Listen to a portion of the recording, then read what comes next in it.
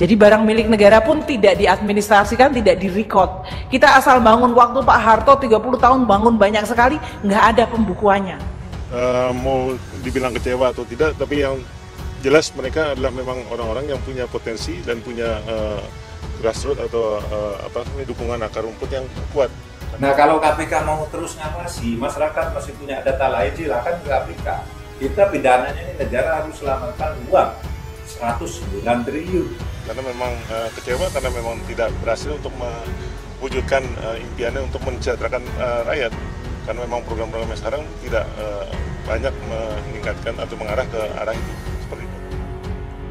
Jadi waktu kemudian terjadi krisis, kemudian kita punya undang-undang keuangan negara dan perbendaharaan negara, kita baru mulai membangun neraca keuangan. Disitulah baru kita mulai muncul, oh mari kita membukukan dan merekod. Pertama mengadministrasikan, masukkan dulu dalam buku. Dana desa itu baik kan, 1,5 miliar per desa. Tapi penggunaan daripada dana desa itu sendiri akhirnya untuk infrastruktur yang tidak meningkatkan kesejahteraan rakyat. Harusnya bikin juklat yang membuat dana itu bisa dipakai untuk simpan pinjam atau apa yang bisa meningkatkan ekonomi rakyat. Pemerintah konsisten mendukung upaya pencegahan dan pemberantasan korupsi. Gaspol, Sri Mulyani sita 1,2 triliun dari tangan Tommy Soeharto. Nyali beberapa menteri Jokowi di periode kedua ini memang tak ada matinya. Setelah Erick Thohir memecat Dirut dan juga beberapa direksi Garuda, kini giliran Sri Mulyani yang bekerja. Jokowi terbukti sangat serius menghadapi koruptor bangsa, tak tanggung-tanggung. Yang dihadapi adalah anak keluarga cendana, musuh bangsa era Orde Baru. Pantas saja, Gerindra yang dulu berkawan dengan partai berkarya getol menyuarakan agar Sri Mulyani dipecat. Kasus Tommy Soeharto sudah diselidiki Kejaksaan tahun 2006, tapi baru saat ini di bawah Kemenku bisa dituntaskan dan diminta ganti rugi. Sebelumnya tahun 2007 dilansir dari detik.com, Kejagung menyelidiki kasus PT Timur Putra Nasional atau TPN milik Tommy Soeharto. Nasib kasus TPN akan ditentukan pada hari ini setelah tim penyidik Kejagung menggelar rapat. Penyidik akan memutuskan apakah kasus TPN layak ditingkatkan ke penyidikan atau belum. Hal itu dikatakan Direktur Penyidik pada Jampitsus Kejagung M. Salim di Gedung Kejaksaan Agung Jalan Sultan Hasanuddin Jakarta Selatan.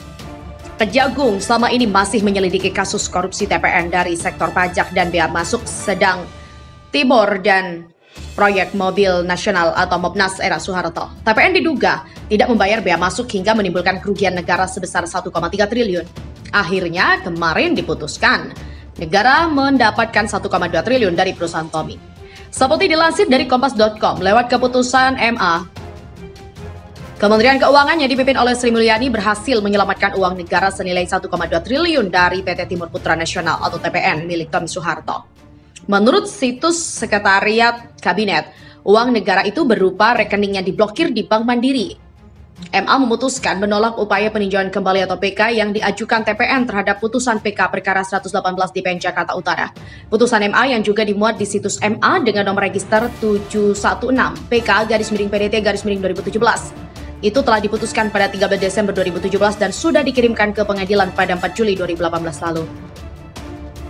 Melalui putusan tersebut pula, menurut Kepala Biro Advokasi Tio Serepina Siahaan, maka pemerintah berhak atas dana sebesar 1,2 triliun itu.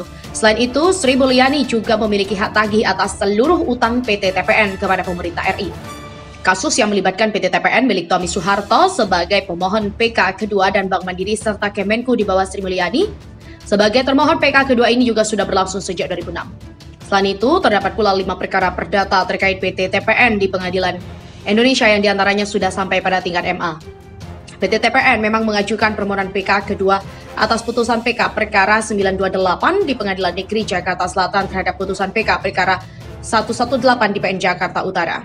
Dan untuk menghadapi kasus yang terjadi, Biro Advokasi Sekretariat Jenderal Kementerian Keuangan berkoordinasi dengan jaksa, pengacara negara dan Bank Mandiri untuk menyiapkan strategi serta materi dalam memori kontra PK kedua perkara. Dengan adanya berita ini, publik juga akan kembali mempercayai kinerja Kabinet Indonesia Maju periode kedua, meski sebelumnya dibuat patah hati oleh lembeknya sikap Menak terhadap FPI, sikap Menteri KKP terhadap mafia ikan dan Menhan yang bernyali ciut terhadap negara Cina. Semoga Jokowi akan terus mendukung kinerja orang-orang semacam Sri Mulyani, Erick Thohir, Menurutno dan juga Basuki ya. Selain itu, nama-nama yang mencoreng Kabinet Indonesia Maju yang terdiri dari para jenderal dan sekjen Gerindra sebaiknya segera dicukupkan saja. Kalau Jokowi mempertahankan Prabowo mungkin karena koordinasi untuk pemindahan ibu kota. Selain itu, Menak dan juga Menteri KKP harus secepatnya diganti itu. Setelah berurusan dengan Tommy, giliran Erick Thohir yang akan berurusan dengan Cikeas di Jiwasraya. Dalam pembahasan sebelumnya, sudah saya ulas aliran dana ke perusahaan milik klan Cokro Saputro yang berafiliasi dengan Cikeas. Negara dirugikan 13 triliun lebih dan beberapa dikabarkan menguap di perusahaan Cokro Saputro. Anehnya, meski begitu lewat perusahaannya Powertel masih sempat-sempatnya ini membiayai kampanye SBY. Pemerintah harus tegas membasmi koruptor, baik dari klan Cendana maupun Cikeas, baik dari oposisi maupun parpol pendukung. Kita percaya kinerja KPK di bawah pimpinan ini, yang baru ini dan Kejagung yang di luar parpol. Begitulah kira-kira.